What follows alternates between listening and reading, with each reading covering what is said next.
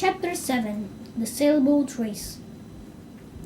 When the people in Central Park learned that one of the toy sailboats was being steered by a mouse in a sailor's wit, they all came running. Soon the shores of the pond were so crowded that a policeman was sent from headquarters to announce that everybody would have to stop pushing. But nobody did. People in New York like to push each other. The most excited person of all was the boy who owned the Lillian B. Worm Rat. He was a fat, sulky boy of 12 named Leroy.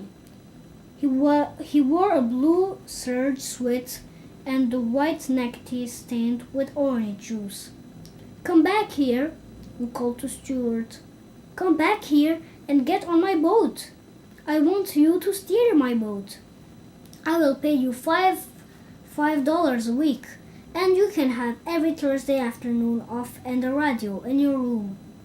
I thank you for your kind offer," replied Stuart, "but I am happy aboard the Wasp, happier than I have ever been before in all my life." And with that he spun the wheel over smartly and headed his schooner down toward the starting line. Well, where Leroy was turning his boat around by poking it with a long stick, ready for the start of the race. "I'll be there, the referee," said a man in a bright green suit. "Is the Wasp ready?" "Ready, sir," shouted Stuart, touching his hat. "Is the Lillian B. Worm Rat ready?" asked the referee. "Sure, I'm ready," said Leroy. "To the north end of the pond and back again," shouted the referee. "On your mark, get set, go!" "Go!" cried the people along the shore. "Go!" cried the owner of the Wasp. "Go!" yelled the policeman. And away went the two boats for the north end to the pond, while the seagulls wheeled and cried overhead, and the taxicabs tooted and honked from 72nd Street, and the west wind, which had come halfway across America to get to Central Park, sang and whistled in the rigging and blew spray across the decks, stinging Stuart's cheeks with tiny fragments of flying peanut shell tossed up from the foamy deep. "This is the life for me," Stuart murmured to himself. "What a ship! What a day! What a race!" Before the two boats had gone many feet, however, an accident happened on shore. The people were pushing each other harder and harder in their eagerness to see the sport. And although they really didn't mean to, they pushed the policeman so hard they pushed him right off the concrete wall and into the pond. He hit the water in a sitting position and got wet clear up to the third button of his jacket. He was soaked.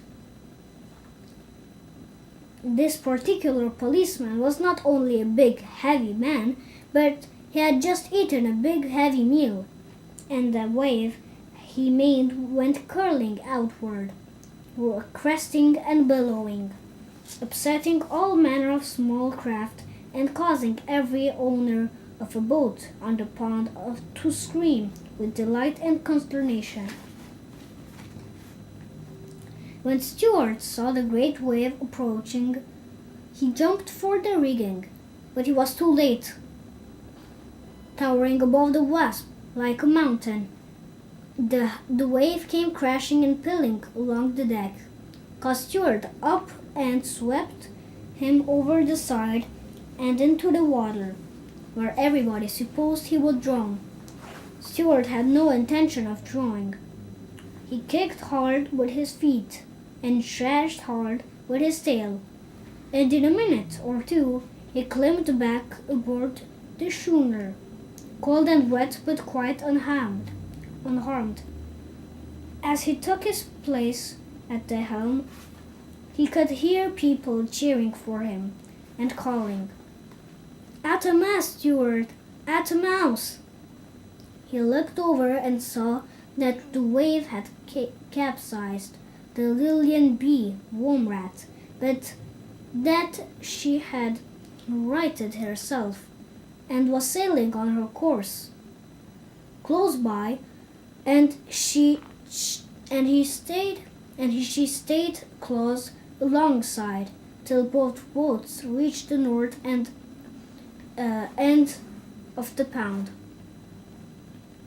Here Stuart put the Wasp about and Leroy turned the Lillian around with his stick, and away the two boats went for the finish line. "This race isn't over yet," thought Stuart. The first warning he had that there was trouble ahead came when he glanced into the Wasp's cabin and observed that the barometer had fallen sharply. That can mean only one thing at sea: dirty water. Suddenly, a dark cloud swept across the sun, blotting it out and leaving the earth in shadow. Stuart shivered in his wet clothes. He turned up his sailor blouse closer around his neck, and when he spied the Wasp's owner among the crowd on shore, he waved his hat and called out, dirty weather ahead, sir. Wind baking into the southwest, seas confused, glass falling." "Never mind the water," cried the owner. "Watch out for flotsam. Dead ahead." Stuart peered ahead into the gathering storm, but saw nothing except gray waves with white crests. The world seemed cold and ominous. Stuart glanced behind him. There came the sloop, boiling along fast, rolling up a bow wave and gaining steadily. "Look out, Stuart! Look out where you are going!" Stuart strained his eyes, and suddenly, dead ahead, right in the path of the Wasp, he saw an enormous paper bag looming up on the surface of the pond.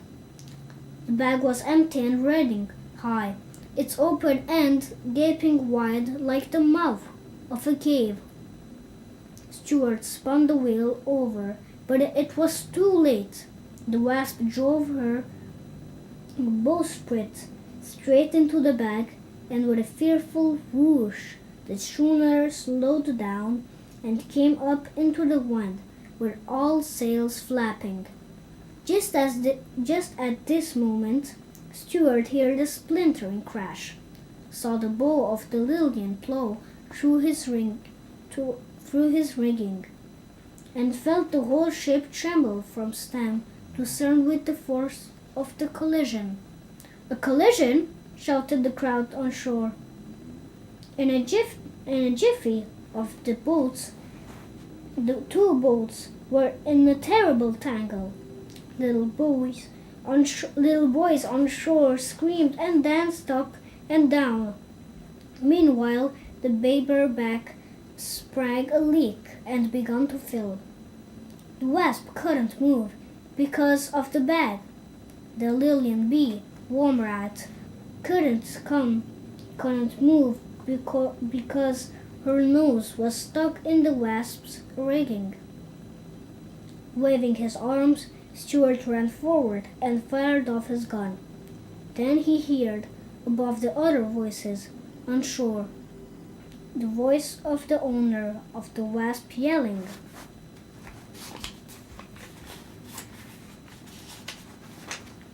directions and telling him what to do. "Stuart! Stuart! Down jib!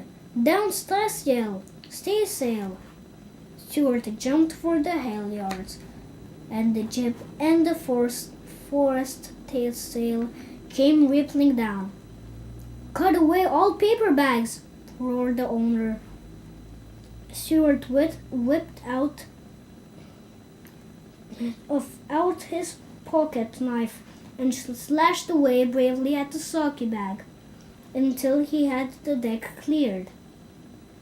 "Now back your foresail and give her a full," screamed the owner of the Wasp. Stuart grabbed the foresail boom and pulled with all his might. Slowly, the schooner paid off and began to gather headway. And she heeled over to the breeze. She rolled her rail out from under the Lillian's nose, shook herself free, and stood away to the southward. A loud cheer went up from the bank. Stuart sprang to the wheel and answered it. Then he looked back, and to his great joy, he perceived that the Lillian had gone off in a wild direction and was yawing all over the pond. Straight and true sailed the Wasp, with Shaw at the helm.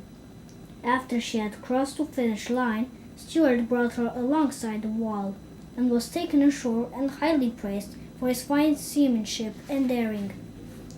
The owner was delighted and said it was the happiest day of his life. He introduced himself to Stuart and said that in private life he was Dr. Paul Carey, a surgeon dentist. He said model boats were his hobby and that he would be delighted to have Stuart take command of his vessel at any time. Everybody shook hands with Stuart. Everybody. That is, except the policeman, who was too wet and mad to shake hands with a mouse. When the Stuart got home that night, his brother George asked him where he had been all day.